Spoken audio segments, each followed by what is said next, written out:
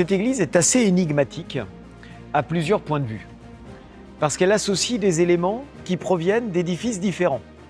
L'abbé qui a ordonné cette construction, celui qu'on voit ici dans le vitrail, c'est l'abbé qui était abbé au moment de la consécration de l'édifice, l'abbé Vallon de Montigny, qui a été abbé de 1241 à 1271.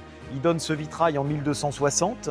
Alors soit c'est lui qui a vraiment dirigé toute la construction, soit c'est lui qui a simplement achevé l'édifice. Mais en tout cas, il y a vraiment cette paternité, on se rapprochera tout à l'heure du vitrail.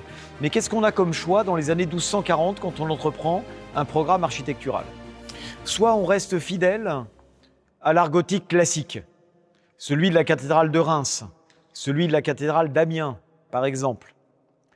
Soit on va chercher des formes plus modernes qui existent depuis 1235-1240, ce qu'on appelle le gothique rayonnant, qui lui commence avec la fin des travaux de l'abbaye de Saint-Denis vers 1235 et surtout avec la Sainte-Chapelle de Paris que Saint-Louis fait édifier à partir de 1238 et jusqu'en 1241 pour abriter les saintes reliques qu'il a achetées à Constantinople en dépensant la moitié du budget de l'État pour acheter les reliques. Ici, quels sont les éléments qui ont été choisis? D'abord, comme le gothique rayonnant, vous avez le modèle de la cage de verre. Une architecture où la pierre disparaît et c'est encore plus audacieux qu'à la Sainte-Chapelle de Paris. Parce qu'à la Sainte-Chapelle de Paris, vous n'avez que 5 pans dans l'abside, là vous en avez 7. À la Sainte-Chapelle de Paris, le rapport entre le vitrail et le mur est moins favorable au vitrail qu'ici. Regardez, entre le soubassement et la voûte, vous avez 20 mètres de verre quasiment. Et vous avez donc, pour que ça tienne, une innovation dont vous avez ici un des premiers exemples documentés, qui est le cerclage en pierre à mi-hauteur des baies, de manière à éviter leur effondrement sur elles-mêmes. Ça a été repris ensuite dans les années 1250-70 à Saint-Urbain à Troyes, par exemple. Donc vous avez ici une innovation importante. En revanche, la nef surprend, parce qu'il y a d'abord quelque chose de très audacieux qu'on ne trouve quasiment nulle part ailleurs. C'est la forme des supports et la minceur des supports. Regardez, on a l'impression que ce sont des échasses, quasiment, tellement c'est mince. En fait, le support traditionnel à cette époque, dans une église gothique, c'est ce qu'on appelle la pile chartraine. Et les tours sont soutenues par des piles chartraines. Vous en voyez deux là. C'est en fait une colonne ou un octogone sur lequel on va adosser 4 autres colonnes. Et ça donne une pile particulièrement solide. Mais pour les autres, on a éliminé la colonne centrale et on a accolé les 4 colonnettes sur un plan en quadrilobe, un plan en trèfle à 4 feuilles. Et évidemment, dans ces cas-là, on a intérêt à employer de la pierre extrêmement dure. Parce que regardez le poids que supportent ces 4 colonnes qui en plus ont des fûts séparés à certains endroits. Et là aussi, ça a causé des faiblesses qui ont nécessité des renforts en métal à la fin du 19e siècle. Vous voyez, il y a de véritables, c'est comme les plaques qu'on peut mettre sur un fémur cassé, hein, c'est le même principe. C'est la consolidation d'une architecture un peu trop audacieuse. Et ensuite, en revanche, on est surpris par certains archaïsmes, en particulier dans le voûtement et dans les baies. Alors d'abord, dans les baies. Les baies, vous le voyez, ont un profil assez particulier avec un quadrilobe au sommet et puis 2 lancettes. C'est typique des années 1260-70, mais on n'a pas l'innovation qu'on a à Reims. À Reims, les pierres qui forment la baie sont complètement indépendantes du mur, de manière à ce qu'elles ne pèsent pas lourd sur le mur. Ici, elles sont complètement solidaires du mur, ce qui est complètement archaïque en 1270. Ça fait 60 ans qu'on sait faire autrement. Vous n'avez pas de chapiteau, vous n'avez pas de décor, pas de sculpture sur les réseaux de pierre des fenêtres. Ça, c'est aussi très archaïque et très étonnant. Dans un édifice qui est particulièrement raffiné, vous avez des fenêtres qui sont assez grossières en réalité, des baies assez grossières. De même, vous n'avez aucune corniche au-dessus des grandes arcades. Vous avez les grandes arcades, vous avez les baies, vous n'avez aucun décor.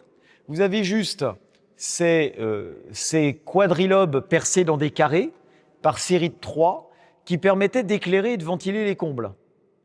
Alors, c'est pas un triforium, Un triforium, c'est quand vous avez des arcades qui courent les unes après les autres. C'est pas des tribunes. C'est en fait la lointaine trace d'églises qui, au fin 12e, début 13e, ont un étage de rosaces au-dessus des grandes arcades. Mais ici, utilisé de manière très différente. Moi, je ne connais pas un seul lieu où vous avez juste le quadrilobe dans le carré, sans aucune corniche, sans aucun feuillage, sans aucun décor.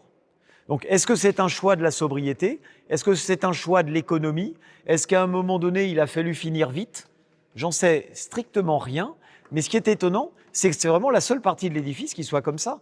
Parce qu'à l'inverse, les fausses fenêtres, ces fenêtres-là n'ont jamais été ouvertes.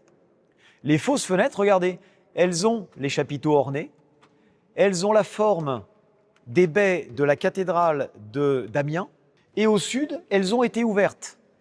Et c'est absolument pas logique qu'on ait eu cette dichotomie entre les fenêtres hautes et les fenêtres des collatéraux.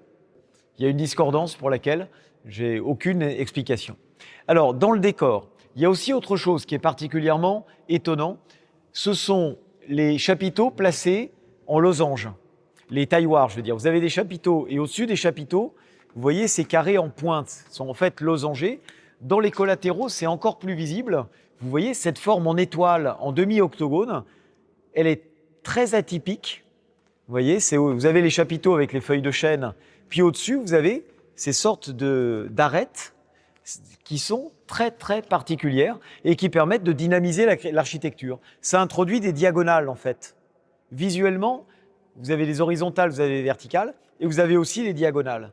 Donc, ça crée un étage particulièrement orné, et puis ça s'épanouit de manière spectaculaire à la base des voûtes. Regardez à la base des voûtes comme c'est beau, ces chapiteaux à crochets, là, ces feuillages à crochets, et puis ces nervures qui retombent sur le tailloir en demi-octogone, et puis la colonnette très fine en dessous. Donc ça donne un aspect très floral, en fait, à cet ensemble. Et ensuite, donc, les voûtes sont des voûtes à 4 parties sur plan rectangulaire, qui, elles, sont tout à fait ordinaires pour l'époque. Aux clés de voûte, vous aviez probablement des armoiries qui étaient accrochées, qui ont dû être décrochées à la Révolution française, et qui permettaient de rappeler les grands donateurs, et puis peut-être la figure de Saint-Martin. Voilà, vous avez aussi quelques trous de boulins qui ont été conservés. Les trous que vous avez en dessous, les trous carrés que vous avez en dessous, sont des trous qui permettaient soit de placer des échafaudages, mais ici, comme on est dans un chœur, plutôt de placer des tentures, à mon avis, lors des grandes cérémonies, des grandes pièces de tapisserie, parce qu'on va le voir, l'aménagement de l'église a été profondément modifié au XIXe siècle. Alors, voilà pour la structure. Structure virtuose, structure atypique, structure ambitieuse, avec un maître d'œuvre, c'est-à-dire un architecte, qui a eu probablement comme cahier des charges par le maître d'ouvrage, c'est-à-dire l'abbé, de créer un édifice singulier. Un édifice qui permette de distinguer l'abbaye. Pour comprendre l'espace, il faut commencer par une petite mise en situation. Quand vous analysez une œuvre d'art, quand vous analysez un tableau par exemple, vous allez immédiatement chercher le point focal du tableau. C'est généralement sur un tableau à partir de la Renaissance, le terme de la perspective. Quand vous regardez une photo, vous allez chercher aussi le point focal de la photo. Roland Barthes appelle ça le punctum de la photo. C'est l'endroit où l'action, où le champ, etc.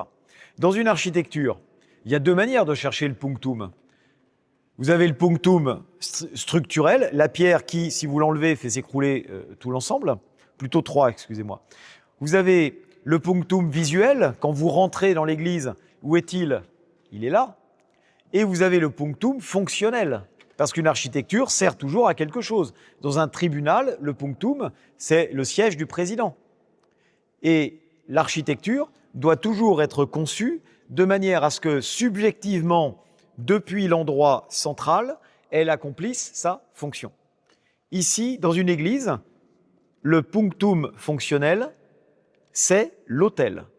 Dans la pensée théologique médiévale, où tout est strictement hiérarchisé, l'église est d'abord pensée pour le prêtre célébrant à l'autel, et pas du tout pour les fidèles. Et je vais vous inviter à venir le voir, ce punctum, à entrer dans le sanctuaire. Il faut commencer par une petite mise en situation. D'abord, la disposition de l'église telle que vous la voyez aujourd'hui, c'est la disposition du 19e siècle, lorsqu'elle devient paroissiale, et qu'elle doit donc accueillir en priorité les habitants du village. Jusqu'à 1790, l'église est avant tout une église monastique. Le maître-autel est à peu près ici. Le deuxième autel était dans l'abside, parce qu'on va voir, il y a toujours 2 autels dans une église monastique. Et les stalles que vous voyez là étaient dans la nef. Donc, ce que vous voyez là, et qui peut vous sembler une nef, c'est en fait le chœur de l'abbatiale qui n'a jamais eu de nef. Et donc, l'officiant se plaçait à peu près à l'emplacement de l'autel actuel. Et si vous êtes, mettons, ici, et que vous levez les yeux, vous comprenez pourquoi cette église a été bâtie comme ça. Regardez. Le prêtre célébrant, tourné vers l'est, lorsqu'il élève l'hostie, ne voit plus rien de terrestre. Il ne voit plus que des éléments célestes et lumineux.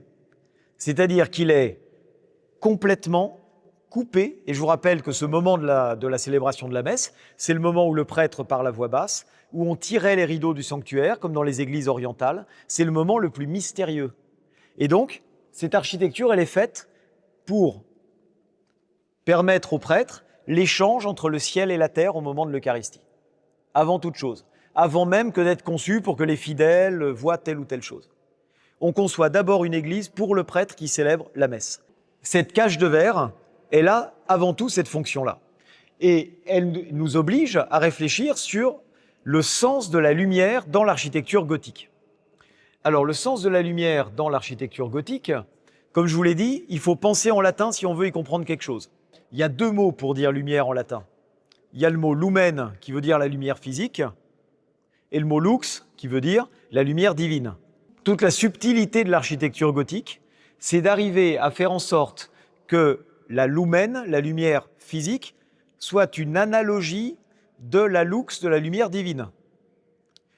Dans ce cas-là, vous devez faire en sorte d'avoir une lumière abondante, mais il ne faut surtout pas que votre lumière soit la même lumière qu'à l'extérieur. Et c'est là que le rôle du vitrail intervient.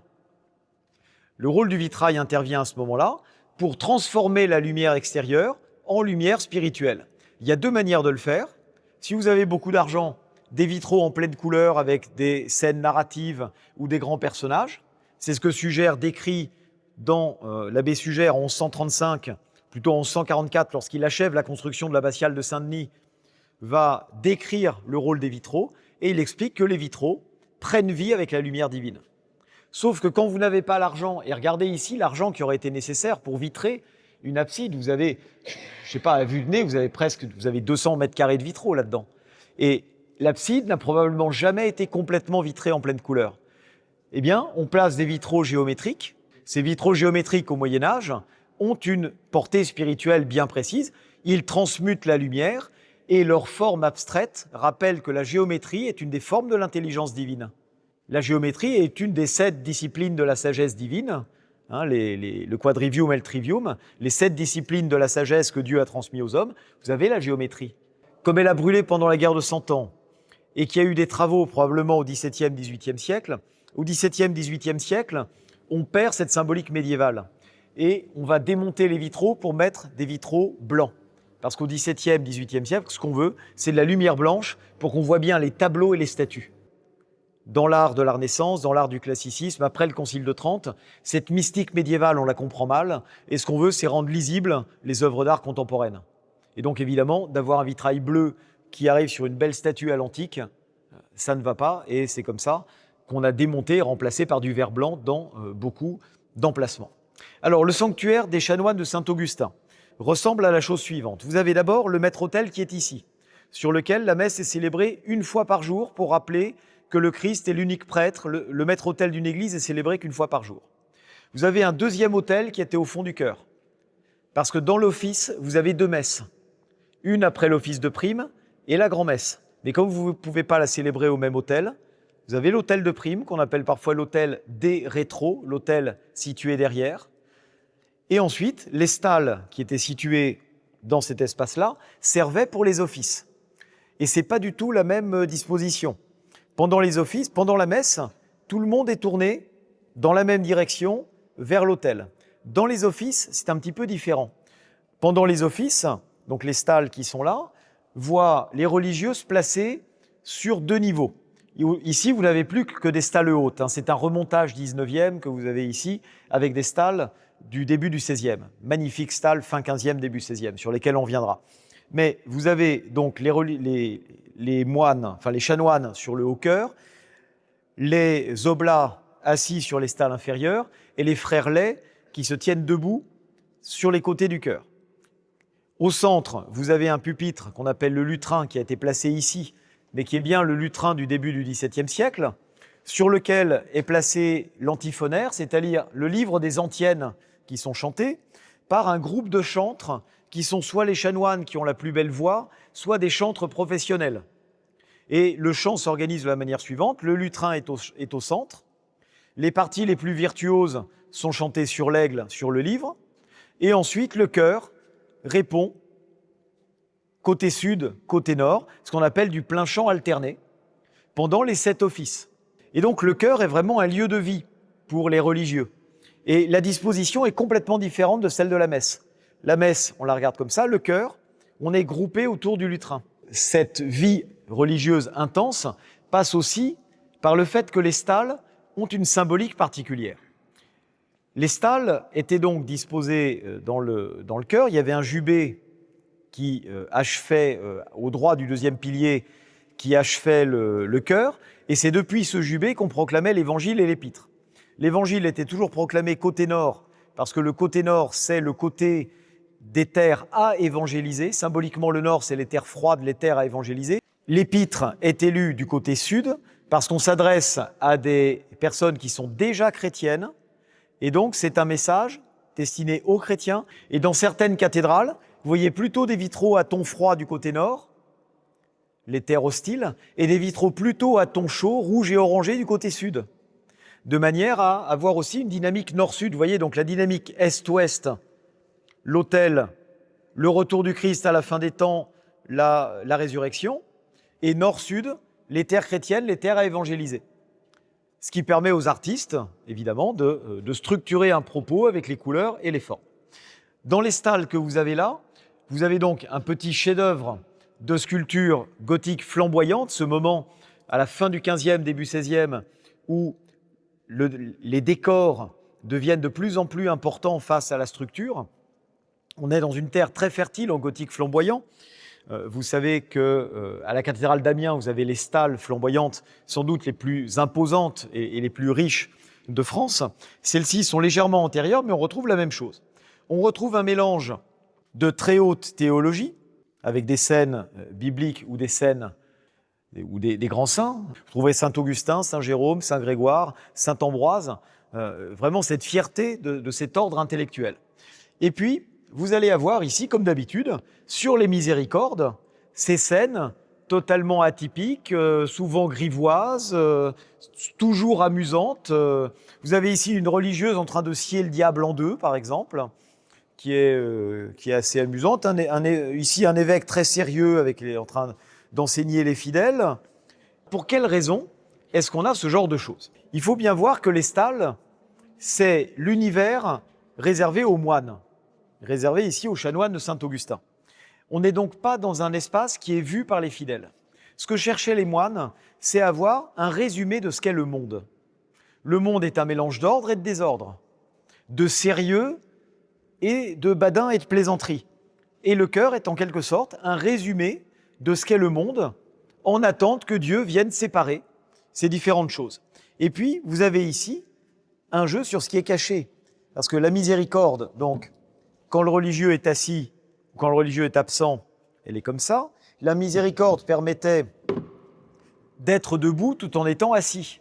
Parce qu'avec le surplis, on ne le voyait pas. Donc, le religieux se mettait dans sa stalle avec la miséricorde. Donc, en fait, ça n'était jamais vu. Parce que soit vous aviez un ecclésiastique debout devant qui la cachait, soit c'était comme ça. Donc, la question, c'est pas « Mon Dieu, qu'est-ce qu'ils osaient montrer à l'époque ?» mais c'est d'avoir réalisé des choses comme ça, alors que jamais personne ne les voyait et ne les regardait. C'est en fait ça le véritable paradoxe de la miséricorde. Parce que les laïcs ne se baladaient pas dans les chœurs comme on le fait aujourd'hui. Il y a des gardiens, il y a des grilles, c'est fermé par une serrure. Il ne s'agissait pas d'aller, voilà, il fallait demander à un religieux ou à un sacristain. Donc ça joue aussi sur le cachet, sur le dévoilé. Voilà, donc ces stalles sont splendides. Donc voilà, comment fonctionne cette église?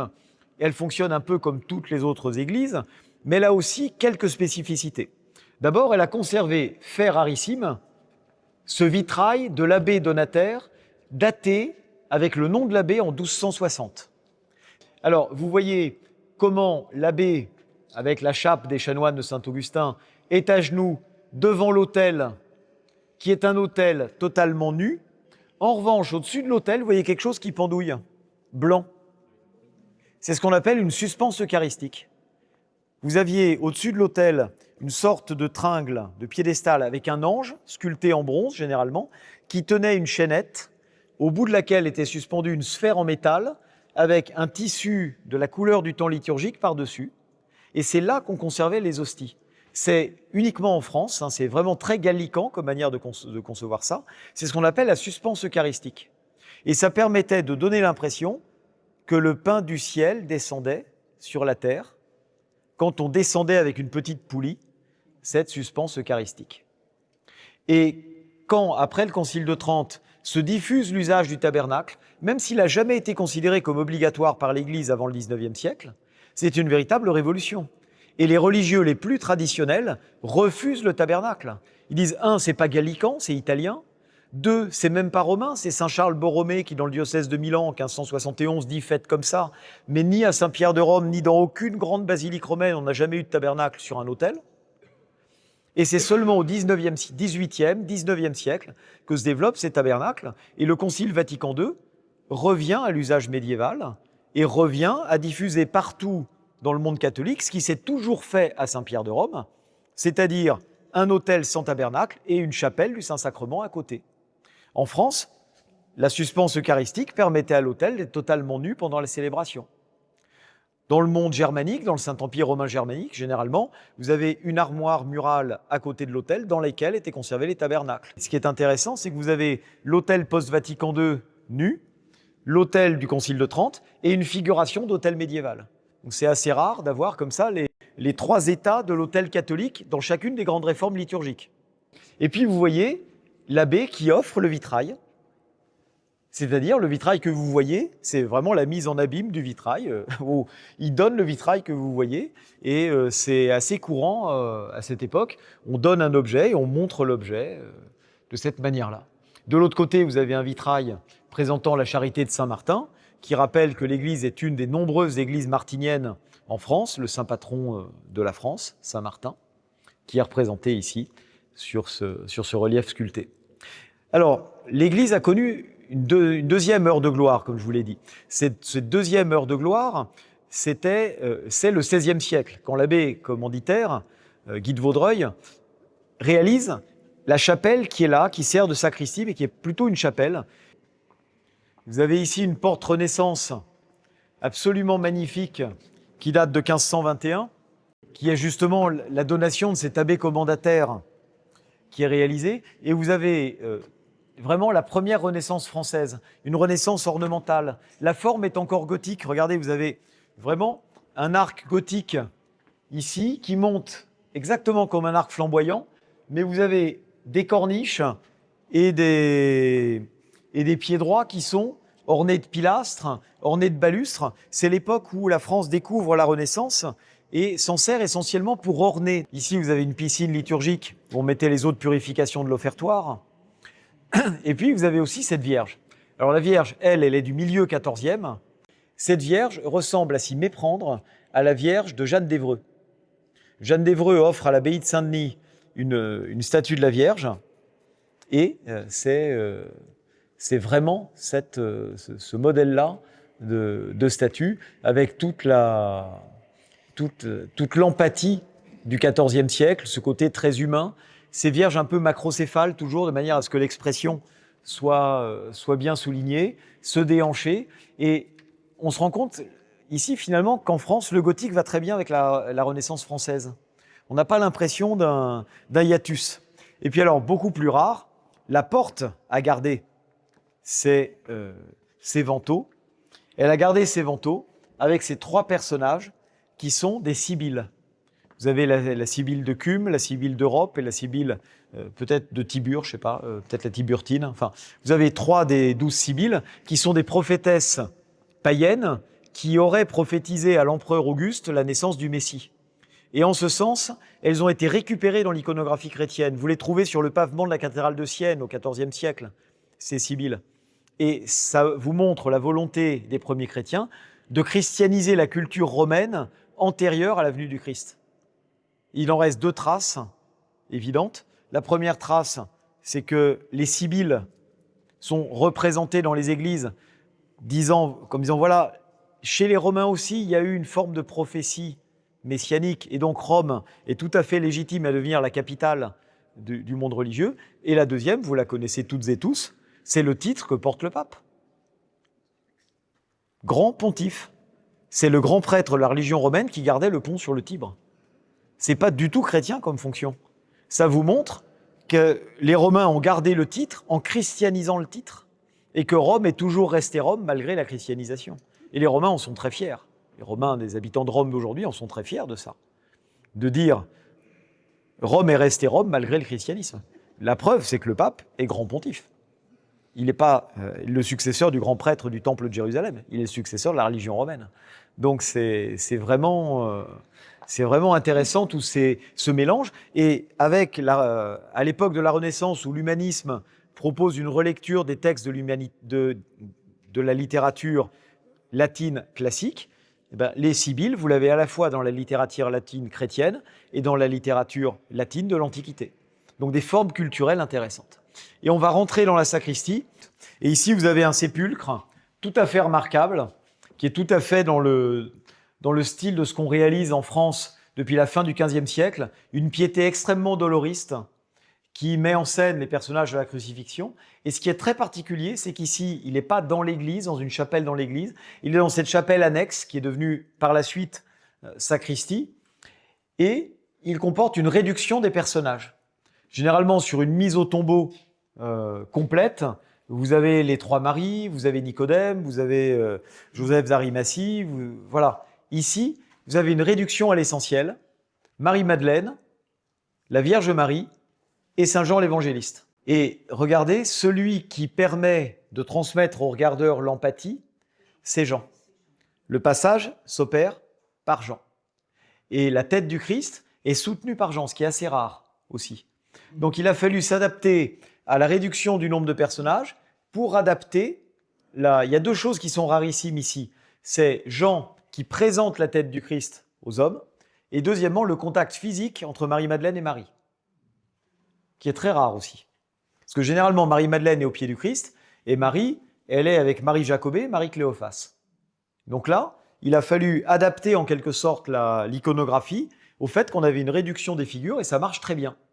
Et même si c'est une sculpture Renaissance, vous voyez que ça, c'est vraiment de l'héritage gothique. Cette manière de s'adapter, de trouver des manières de créer des liens entre les personnages, c'est beaucoup plus la manière gothique de faire que la manière de la Renaissance qui part toujours du concept, du modèle, du dessin, de l'équilibre. Donc en France, la Renaissance est vraiment digérée comme ça, par étapes successives.